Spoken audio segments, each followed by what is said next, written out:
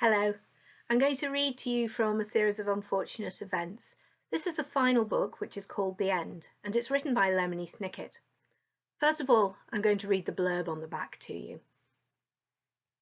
Dear reader, you are presumably looking at the back of this book, or the end of the end. The end of the end is the best place to begin the end, because if you read the end from the beginning of the beginning of the end to the end of the end of the end, you will arrive at the end of your rope. This book is the last in a series of unfortunate events, and even if you brave the previous 12 volumes, you probably can't stand such unpleasantries as a fearsome storm, a suspicious beverage, a herd of wild sheep, an enormous bird cage, and a truly haunting secret about the Baudelaire parents. It has been my solemn occupation to complete the history of the Baudelaire Orphans, and at last I am finished.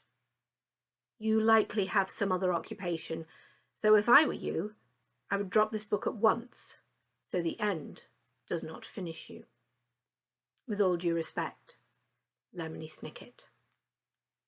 The dedication for this book reads, For Beatrice, I cherished, you perished, the world has been nightmarished.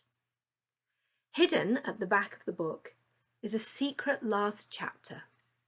The dedication for this reads, For Beatrice, we are like boats passing in the night, particularly you. The last entry in the Baudelaire parents' handwriting in a series of unfortunate events reads as follows. As we suspected, we are to be castaways once more. The others believe that the island should stay far away from the treachery of the world, and so this safe place is too dangerous for us. We will leave by a boat that B has built and named after me.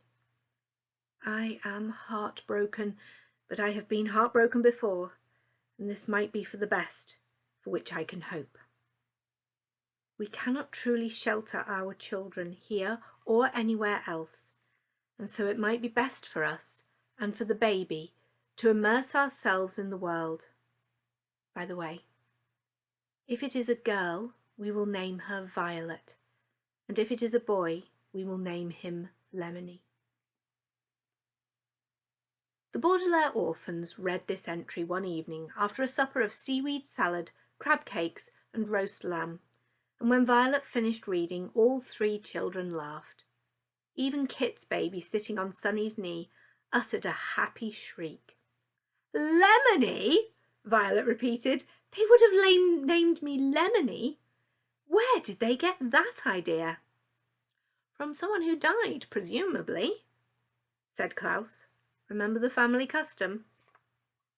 Lemony Baudelaire, Sunny tried, and the baby laughed again. She was nearly a year old, and she looked very much like her mother. Well, they never told us about a Lemony, Violet said, and ran her hair through her hands. She had been repairing the water filtration system all day and was quite tired. Klaus poured his sisters more coconut milk, which the children preferred to drink fresh. They didn't tell us a lot of things, he said. What do you think it means? I've been heartbroken before. You know what heartbroken means, Sunny said, and then nodded as the baby murmured, A ballade. The youngest Baudelaire was best at deciphering the infant's somewhat unusual way of speaking. I think it means we should leave, Violet said. Leave the island? Klaus said. And go where? Anywhere, Violet said. We can't stay here alone forever. There's everything we might need, but it's not right to be so far away from the world. And its treachery? Sunny asked. You'd think we would have had enough treachery for a lifetime, Klaus said. But there's more to life than safety. Our parents left, Violet said. Maybe we should honour their wishes. Chequio, the baby said, and the Baudelaires considered her for a moment. Kit's daughter was growing up very quickly, and she eagerly explored the island at every opportunity. All three siblings had to keep a close eye on her, particularly in the arboretum, which was still heaping with detritus even after a year of cataloguing. Many of the items in the enormous library were dangerous for babies, of course, but the infant had never had a serious injury. The baby had heard about danger too, mostly from the register of crimes, follies, and misfortunes of mankind from which the Baudelaires read out each evening, although they had not told the infant the whole story. She did not know all of the Baudelaire secrets, and indeed there were some she would never know. "We can't shelter her forever," Klaus said. "In any case, treachery will wash up on these shores." "I'm surprised it hasn't already," Violet said. "Plenty of things have been shipwrecked here, but we haven't seen a single castaway." "If we leave," Sunny asked, "what will we find?" The Baudelaires fell silent. Because no castaways had arrived in the year, they had had little news of the world, aside from a few scraps of newspaper that had survived a terrible storm.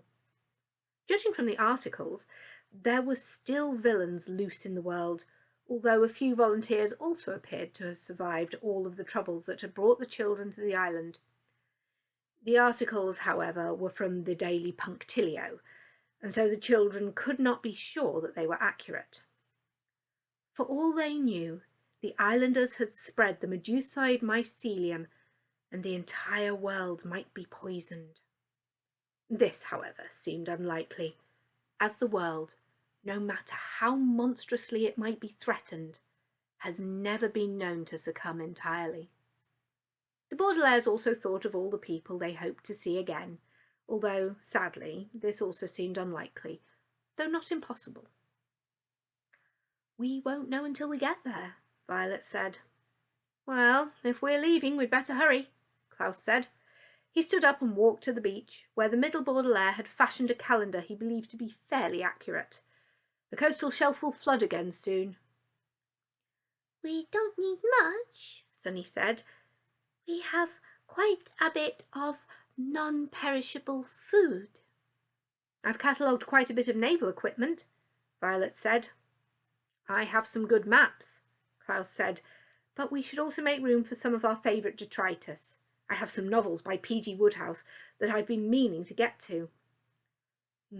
"Blueprints," Violet said thoughtfully. "My whisk," Sunny said, looking at the item that Friday had smuggled her so long ago, which had turned out to be a very handy utensil, even after the baby had outgrown whisked foods. "Cake!" shrieked the baby, and her guardians laughed. "Do we take this?" Violet asked, holding up the book from which she had read out loud. "I don't think so," Klaus said. "Perhaps another castaway will arrive and continue the history." "In any case," Sunny said, "they'll have something to read." "So, we're really leaving," Violet said, and they really were. After a good night's sleep, the Baudelaires began to prepare for their voyage, and it was true they didn't need much. Sunny was able to pack a great deal of food that would be perfect for the journey, and even managed to sneak in a few luxuries, such as some roe she had harvested from the local fishers, and a somewhat bitter but tasty apple pie. Klaus rolled several maps into a neat cylinder and added a number of useful and entertaining items from the vast library. Violet added some blueprints and equipment to the pile, and then selected a boat from all the shipwrecks that lay in the arboretum. The eldest Baudelaire had been surprised to find that the boat that looked best for the task was the one on which they had arrived, although by the time she was done repairing and readying it for the voyage, she was not surprised after all. She repaired the hull of the boat and fastened new sails to the masts, and finally she looked at the nameplate reading Count Olaf. And with a small frown, she tore through the tape and removed it. As the children had noticed on their voyage to the island, there was another nameplate underneath. When Violet read what it said and called her siblings and adopted daughter over to see, yet another question about their lives was answered, and yet another mystery had begun. Finally, the day for departure arrived, and as the coastal shelf began to flood, the Baudelaires carried the boat, or, as Uncle Monty might have put it, vaporetto, down to the beach and began to load all of their supplies. Violet, Klaus, and Sonny gazed at the white sands of the beach, where new apple trees were beginning to grow. The children spent nearly all of their time in the Arboretum, and so the side of the island where the colony had been now felt like the far side of the island, rather than where their parents had lived. "Are we ready to immerse ourselves in the world?" Violet asked. "I just hope we don't immerse ourselves in the sea," Klaus said with a small smile. "Me too," Sonny said, and smiled back at her brother. "Where's the baby?" Violet said. "I want to make sure these life jackets I've designed will fit her properly." "She wanted to say goodbye to her mother," Sonny said. "She'll be along soon." Sure enough, the tiny figure of Kit's daughter could be seen crawling over the brae towards the children and their boat. The Baudelaires watched her approaching, wondering what the next chapter in this infant's life would be, and indeed that is difficult to say. There are some who say that the Baudelaires rejoined the VFD and are engaged in brave errands to this day, perhaps under different names to avoid being captured. There are others who say that they perished at sea, although rumours of one's death crop up so often and are so often revealed to be untrue. But in any case, as my investigation is over, we have indeed reached the last chapter of the Baudelaires' story, even if the Baudelaires had not. The three children climbed into the boat and waited for the baby to crawl to the water's edge, where she could pull herself into a standing position by clinging onto the back of the boat. Soon the coastal shelf would flood and the Baudelaire Orphans would be on their way, immersing themselves in the world and leaving this story forever.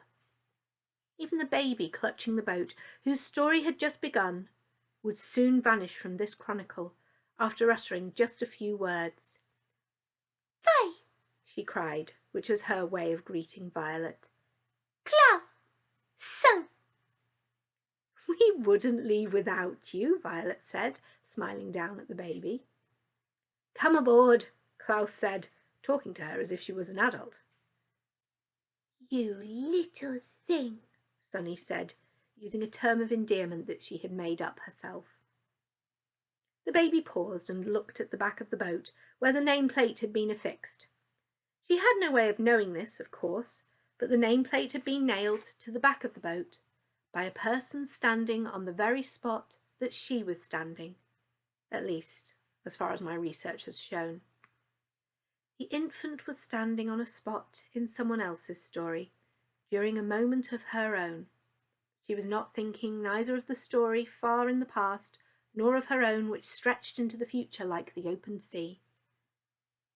She was gazing at the nameplate, and her forehead wrinkled in concentration. Finally, she uttered a word. The Baudelaire Orphans gasped when they heard it. They could not say for sure whether she was reading the word out loud or merely stating her own name. And indeed, they never learned this.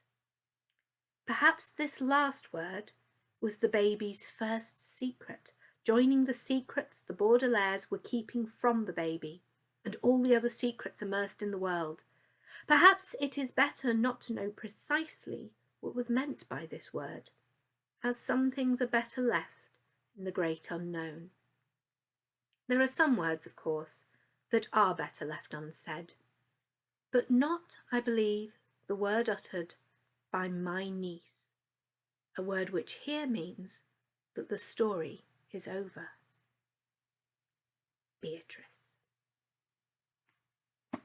I hope you enjoyed that. It's a great series to read, and it's also a pretty good series to watch as well. We'll have another story soon. Take care of yourselves. Bye-bye.